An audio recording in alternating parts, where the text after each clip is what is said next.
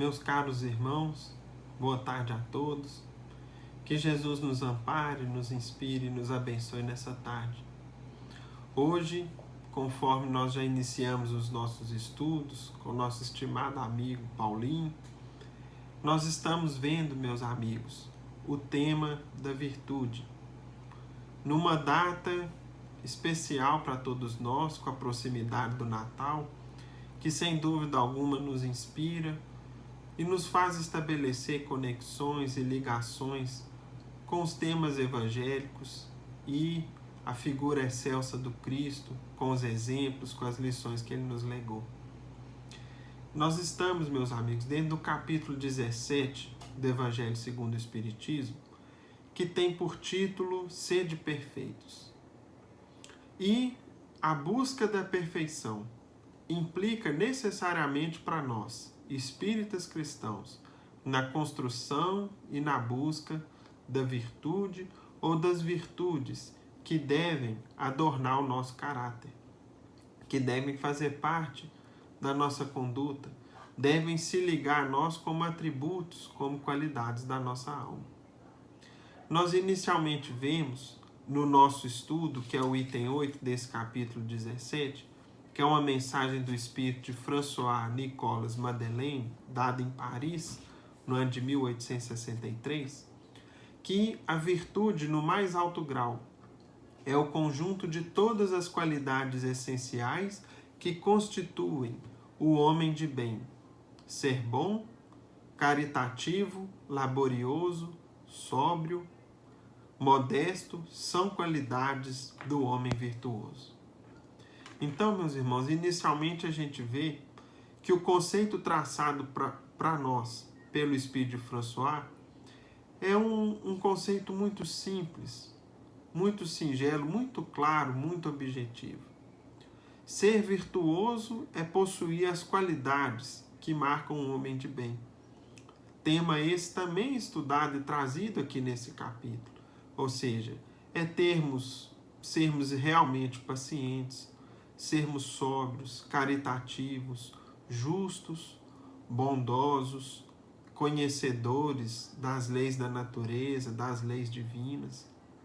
Enfim, é reunirmos na nossa personalidade todas essas qualidades, todos esses atributos que tanto engrandecem a cada um de nós à medida que a gente consegue avançar no trilho, no caminho de cada uma dessas qualidades. Quando a gente estuda, meus amigos, o tema virtude, nós nos lembramos de que esse tema não foi abordado somente pelo Cristo. Pelo contrário, esse é um tema muito comum à filosofia, aos pensadores da antiguidade e também dos tempos atuais, sobre o que é ser um homem virtuoso, como buscar a virtude, ou quais os resultados a virtude traria para cada um de nós, ou seja, quais as consequências individuais e coletivas à medida que a gente se esforçasse nesse caminho. E aí então, nós nos lembramos de um expoente da filosofia e que é considerado por nós espíritas cristãos até mesmo como um precursor das ideias do Cristo, que foi o filósofo Sócrates, que não escreveu nada, tal como Cristo, mas cujos discípulos grafaram suas ideias, seus exemplos, alguns de seus diálogos, entre eles Platão e também, posteriormente, também Aristóteles. Quando a gente busca, meus amigos, as ideias em torno da virtude que eram defendidas e divulgadas por Sócrates, nós vamos ver aqui, por exemplo, o seguinte, aí numa pesquisa muito simples na internet, a gente consegue ter uma noção. Ele nos dizia, conforme um estudo localizado por nós, para Sócrates, as pessoas deveriam concentrar os seus esforços em serem virtuosos. Para si mesmos, para seus amigos e para a comunidade a que pertencem, pois a virtude deve ser conquistada também pelo grupo humano. Ou seja, a coletividade deve almejar também a virtude coletiva. Esse é um dos motivos pelo qual não fugiu da sua sentença de morte.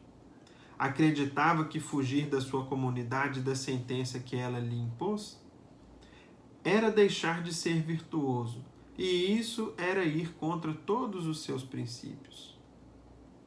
Para os gregos, a virtude era a qualidade essencial que faz do ser o que ele é.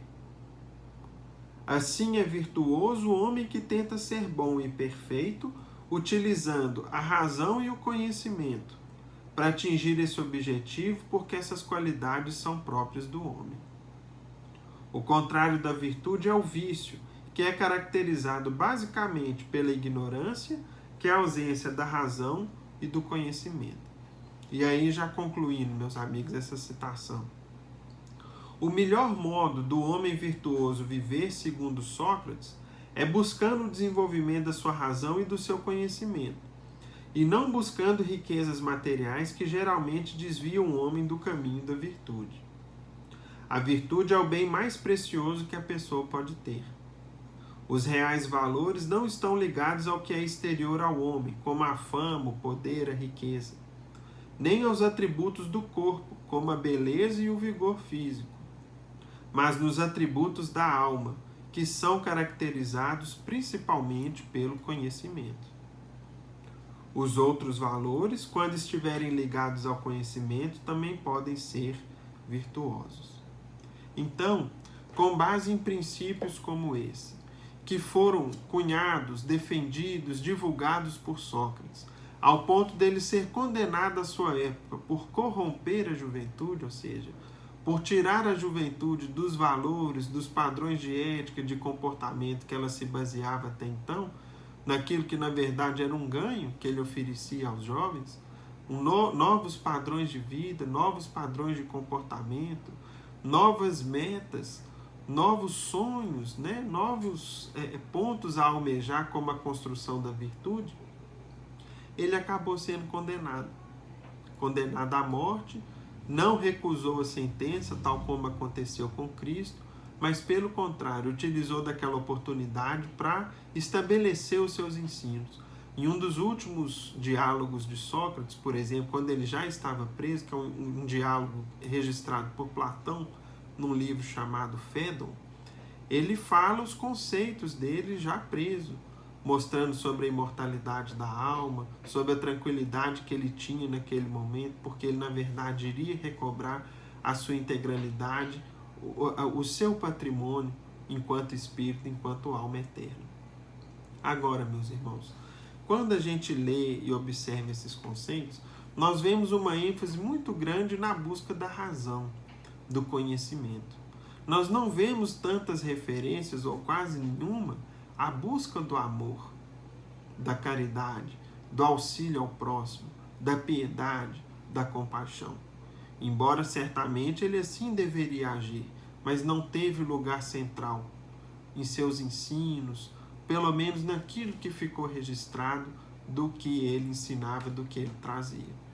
Então, meus irmãos, a gente observa o seguinte: quem que desenvolveu a virtude em seu mais alto grau, que a exemplificou e que a trouxe com tudo aquilo que ela tem de excelso, que é principalmente o amor em sua essência, compreendido, vivido, exemplificado ao extremo. Foi o Cristo, foi o nosso Mestre. Para Jesus, o amor era a excelsitude do ser. Ou seja, amarmos como Jesus nos amou é a grande aspiração da alma, é a grande aspiração de nós enquanto cristãos. É aquilo que a gente deve tentar construir para nós por caminhos, por mecanismos que o Evangelho nos traz. Essencialmente iniciando por meio da humildade.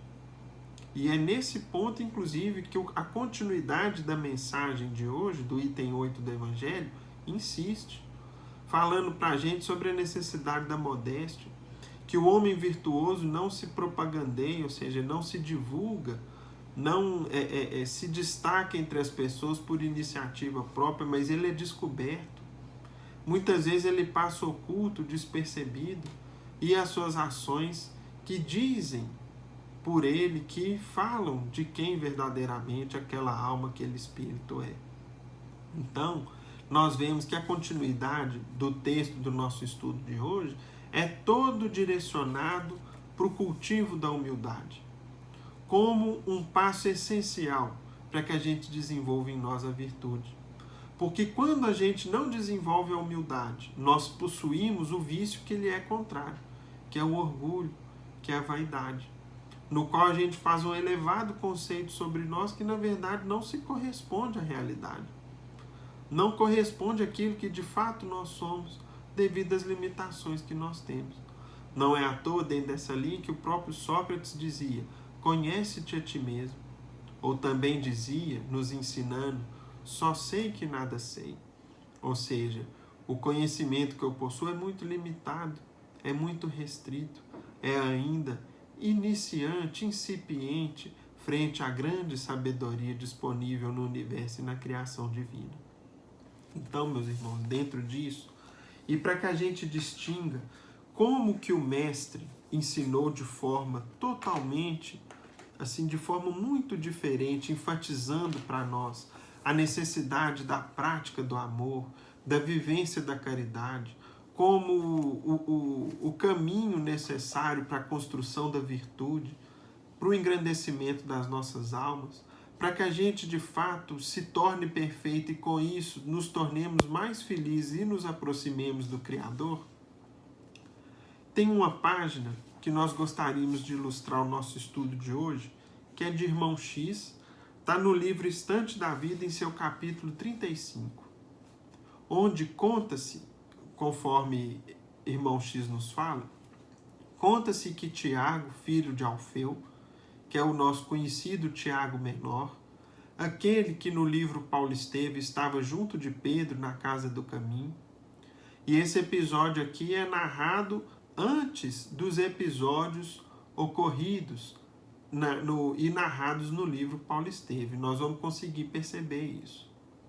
Conta-se que Tiago, filho de Alfeu, o discípulo de Jesus extremamente ligado à lei antiga, nós percebemos isso no Paulo Estevam, alguns meses depois da crucificação, tomou-se de profunda saudade do Redentor, muita saudade do Cristo, e suspirando por receber-lhe a visita divina, afastou-se dos companheiros de apostolado, demandando deleitoso, ou seja, agradável retiro nas proximidades de Nazaré.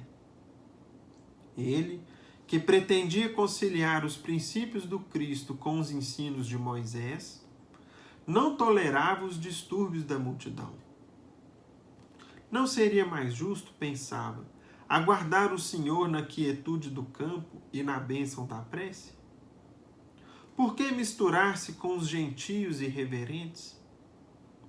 Simão e os demais cooperadores haviam permanecido em Jerusalém, confundindo-se com meretrizes e malfeitores. Ou seja, o trabalho da Casa do Caminho já havia sido fundado, já havia se iniciado.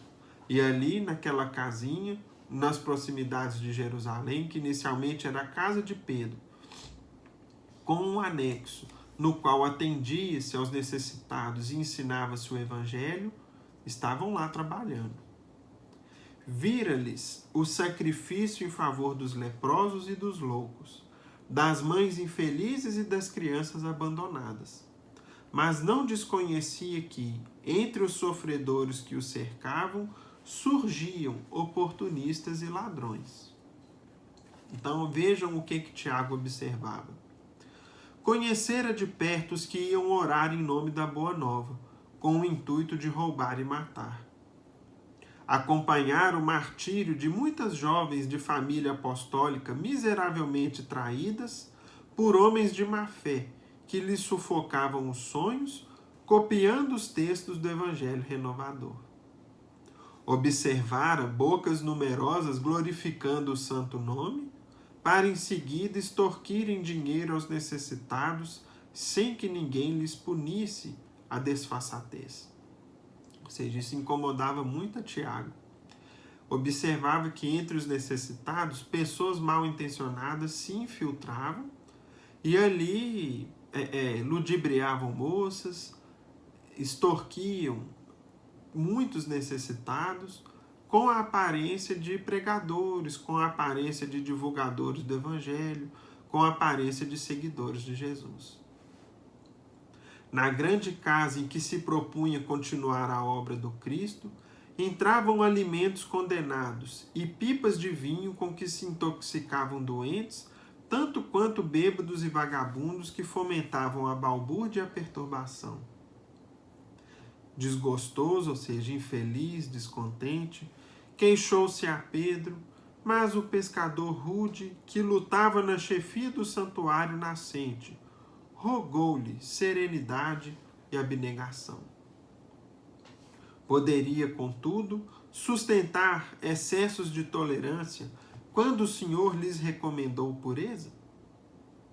Em razão disso, acreditando guardar-se isento da corrupção, dos erros, do pecado, abandonou a grande cidade e confinou-se em ninho agreste na deliciosa planura que se eleva acima do burgo alegre da cidadezinha em que Jesus passou a infância.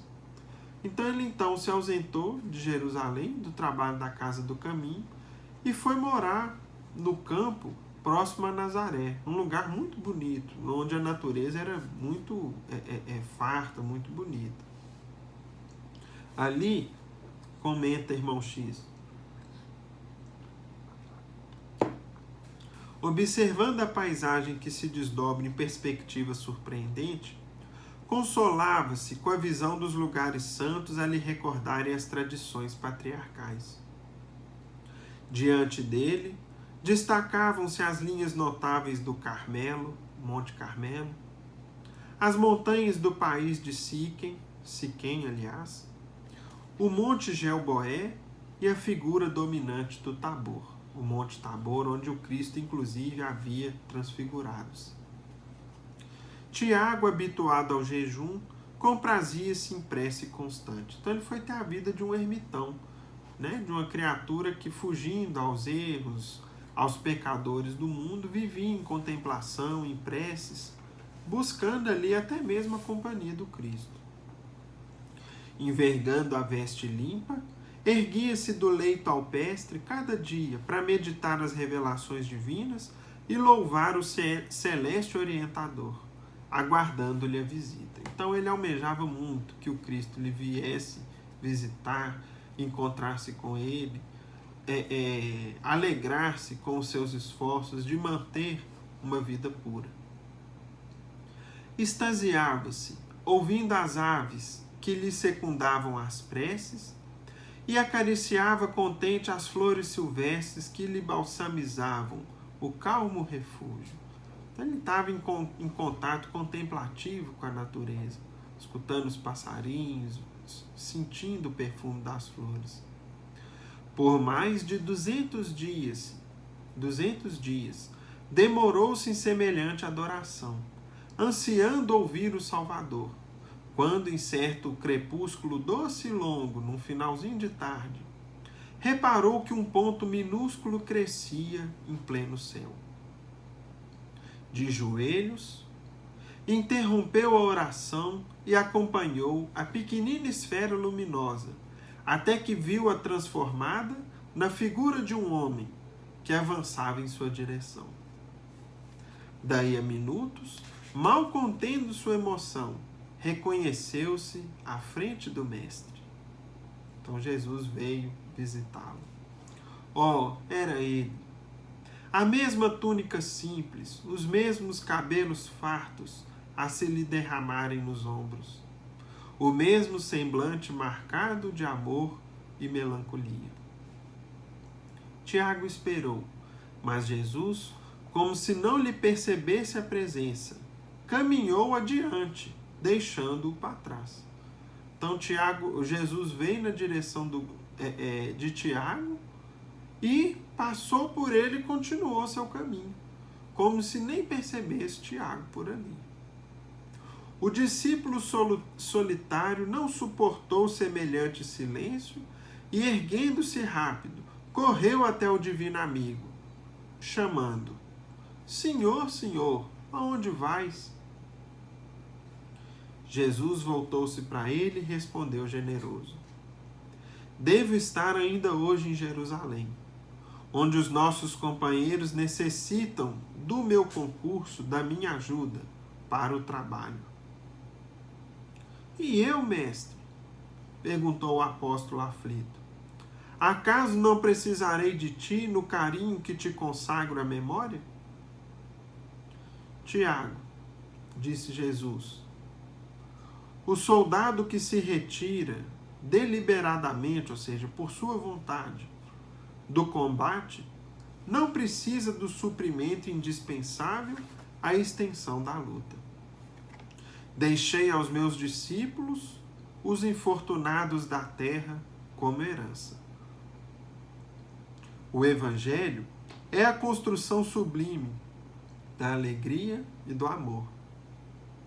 E enquanto houver no mundo um só coração desfalecente, infeliz, o descanso ser-me-á de todo impraticável.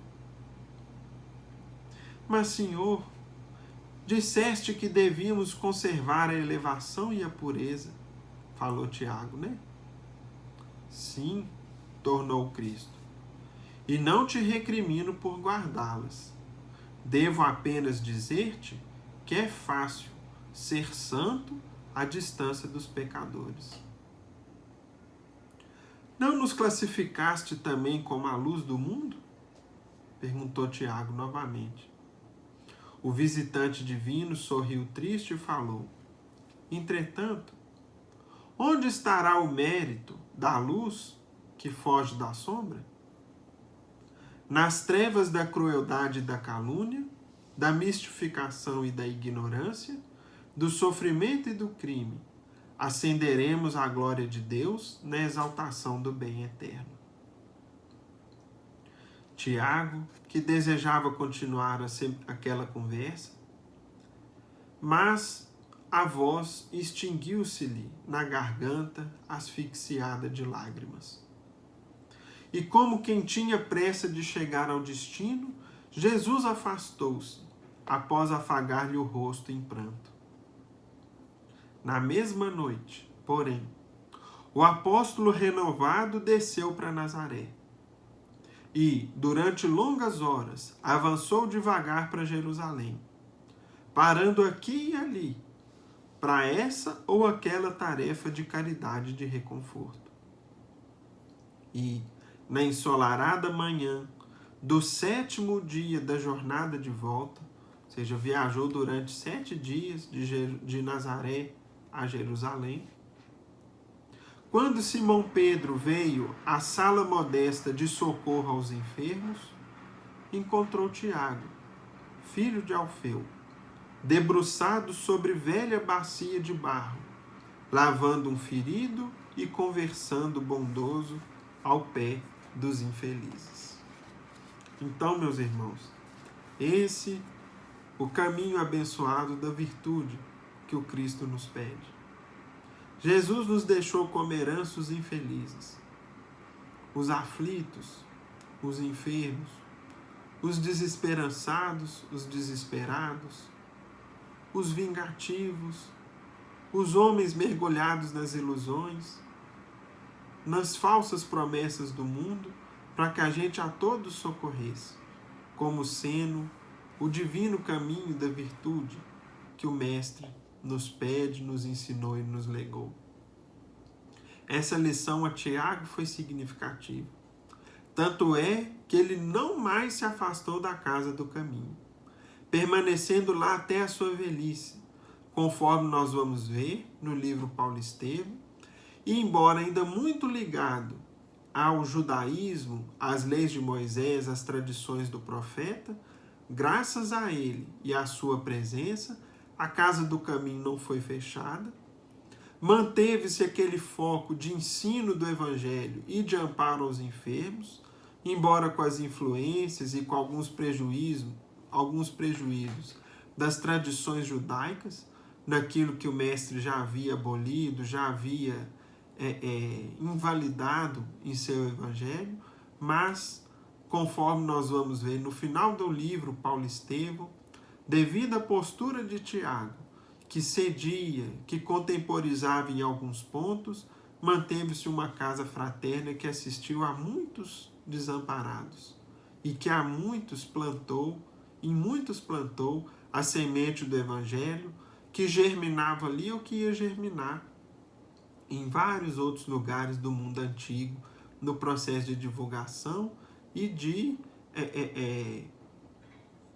espalhar-se, ou seja, de difundir-se o Evangelho pelo mundo à época. Portanto, meus irmãos, nós vemos nessa lição e nas lições que nos são dadas para o estudo de hoje, que a mensagem do Cristo é imortal.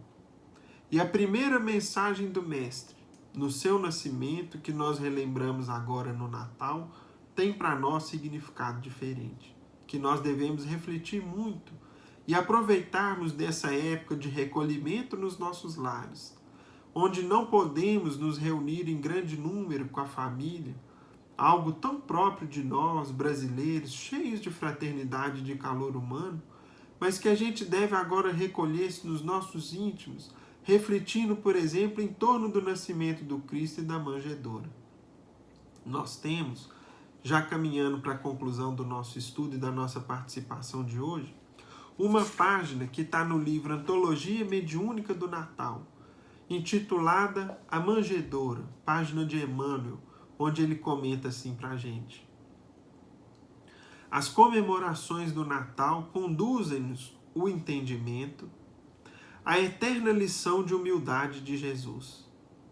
No momento preciso em que a sua mensagem de amor felicitou o coração das criaturas, fazendo-nos sentir ainda o sabor de atualidade dos seus divinos ensinamentos.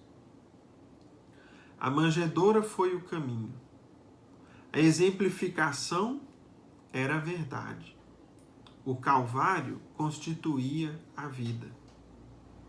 Sem o caminho, ou seja, sem a manjedoura, o homem terrestre não atingirá os tesouros da verdade e da vida. É por isso que, emaranhados no cipoal da ambição menos digna, os povos modernos, perdendo o roteiro da simplicidade cristã, desgarram-se da estrada que os conduziria à evolução definitiva, com o Evangelho do Senhor. Sem ele, que constitui o transunto de todas as ciências espirituais, perderam-se as criaturas humanas nos desfiladeiros escabrosos da impiedade. Debalde, invoca-se o prestígio das religiões numerosas, que se afastaram da religião única, que é a verdade ou a exemplificação com Cristo. E aí, mais adiante, Emmanuel comenta, pulando aqui um trecho da página: não obstante o progresso material, sente a alma humana que sinistros vaticínios lhe pesam sobre a fronte. É que a tempestade de amargura, na dolorosa transição do momento, significa que o homem se mantém muito distante da verdade e da vida. As lembranças do Natal, porém, na sua simplicidade, indicam à terra o caminho da manjedoura. Sem ele, os povos do mundo não alcançarão as fontes regeneradoras da fraternidade e da paz. Sem ele, tudo será perturbação e sofrimento nas almas, presas no turbilhão das trevas angustiosas, porque essa estrada providencial para os corações humanos é ainda o caminho esquecido da humildade. Então, meus irmãos, a lição da manjedoura é a lição da humildade, na qual, num pasto simples, num simples reduto de repouso dos animais, nascia o grande rei, a criatura excelsa, o filho dileto do Pai, o nosso irmão maior. Ele, o grande soberano da terra, iniciava sua jornada no mundo, na palha singela, entre os animais, entre os pastores, mostrando para a gente que a humildade é o ponto de partida. sem cultivarmos a humildade, combatendo em nós o orgulho pessoal, a vaidade, que faz com que a gente tenha uma falsa noção de grandeza e do nosso valor individual, que faz com que a gente se iluda achando que a gente já é bom, que a gente já é paciente, que a gente já sabe muito, que a gente já fez muito. Tudo isso paralisa a nossa evolução espiritual e faz com que a gente ainda se prenda à terra, nos seus atrasos, naquilo que a gente já deveria ter superado. Nesse mesmo livro, comenta o espírito de Arlindo Costa em alguns versos pequeninos o seguinte: repara a manjedoura pequenina e entenderás, na bênção que te invade, que Jesus nos impele à disciplina pelo rude caminho da humildade. E um dos discípulos modernos do Cristo, o nosso querido Chico Xavier, certa feita, quando foi perguntado a ele qual o caminho para a humildade, ele respondeu: aprenda a esquecer-se. Então é isso, meus irmãos. Conforme o nosso estudo de hoje, mais vale pouca virtude com modéstia do que mais virtude com ostentação. Porque enquanto há ostentação, enquanto há divulgação de falsas qualidades que a gente ainda não possui, ou possui no estágio ainda muito inicial, nós estamos paralisando a nossa alma. Estamos comprometendo a evolução do nosso espírito. Meus queridos amigos, nessa que é o nosso último estudo, pessoalmente, antes do Natal, porque ainda teremos o estudo de terça, da próxima terça-feira, mas no qual nós não vamos participar, nós gostaríamos, portanto, de levar a todos os nossos votos, o nosso carinho de um Natal de muita paz, de muita proximidade com Cristo, nas nossas reflexões, nas nossas preces, no recolhimento dos nossos lares, para que a gente, portanto, realimente as nossas esperanças, a nossa fé na presença de Deus e na bondade divina, na vida de todos nós. Com todas as adversidades, com todas as dificuldades, a bondade do Cristo e de nosso Pai eterno estão sempre presentes, nos trazendo lições, nos trazendo mensagens que em outras circunstâncias talvez a gente não as percebesse, talvez a gente não compreendesse. E finalizando os nossos votos dentro já do clima do Natal, que nos alegra, que nos traz paz e alegria, nós gostaríamos, meus irmãos, de fazer a nossa prece hoje de encerramento, recitando uma poesia de Cassimiro Cunha, que costumamos cantar com as nossas crianças no solar com muita alegria. Chama-se Canção do Natal. Mestre amado, agradecemos. Em teu Natal de alegria, a paz que nos anuncia, a vida superior. Por nossa esperança em festa, pelo pão, pelo agasalho, pelo suor do trabalho, louvado seja o Senhor. Envoltos na luz da prece, louvamos-te os dons supremos, nas flores que te trazemos, cantando de gratidão. Felizes e reverentes, rogamos-te, doce amigo, a bênção de estar contigo no templo do coração. Que Jesus nos ampare a todos, abençoe o lar de todos e leve nesse instante muita paz, muita alegria aos nossos estimados amigos e irmãos que nos dão a bênção da oportunidade do estudo e que tem conosco a paciência de nos escutar nesse esforço nosso de cultivarmos, de estudarmos o Evangelho. Que Jesus nos ampare e nos abençoe a todos. Em nome de Deus, nosso Pai, de Jesus, nosso Mestre amado, e de Paulo de Tarso, o patrono de nossa casa, de oração, estudo e trabalho, agradecemos ao alto e damos por encerrado os nossos singelos estudos, na santa paz do Senhor. Que assim seja. Fiquem com Deus, meus amigos. Até logo.